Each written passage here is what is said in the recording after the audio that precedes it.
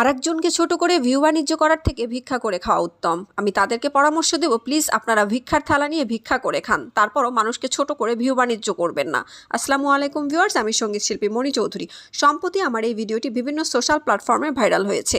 এটি আসলে কোটা আন্দোলন শিরোনামে আমার একটি গান প্রকাশিত হয় সম্প্রতি। সেই গানটির শুটিং করতে গিয়েই কোনো একজন চোরই বলবো, কারণ না বলে অন্যের ভিডিও নিয়ে নিজের পেজে মুখরোচক ক্যাপশন দিয়ে যারা ছাড়ে তারা চোরের থেকে কোনো অংশে কম না। সো এইভাবে আমাকে বলা হয় যে আমি নাকি ভাইরাল হওয়ার জন্য এটা করেছি, এ ধরনের ক্যাপশন দিচ্ছে, আবার পাবলিক আমাকে মেনশন দিচ্ছে। সেখানে গিয়ে শেষ পর্যন্ত মনি আপু এটা করতে পারলো, ভাইরাল হওয়ার জন্য করেছে, এবং নানা রকম আজে বাজে মন্তব্য সেখানে ছয়লাভ। আচ্ছা, আমার কি সত্যিই ভাইরাল হওয়ার জন্য এগুলো করার কোনো প্রয়োজন আছে? আপনারা কি তাহলে আমার প্রবাসীর বউ গান দেখেননি যেখানে কোটি কোটি ভিউজ? আপনারা কি আমার সোনা বউ গান দেখেননি যেখানে কোটি কোটি ভিউজ আছে? আপনারা কি আমার তোমার কজন লাগে, নষ্ট লোকে বলে, খোদার কাছে নালিশ দেব, প্রবাসীর মাইয়া, এত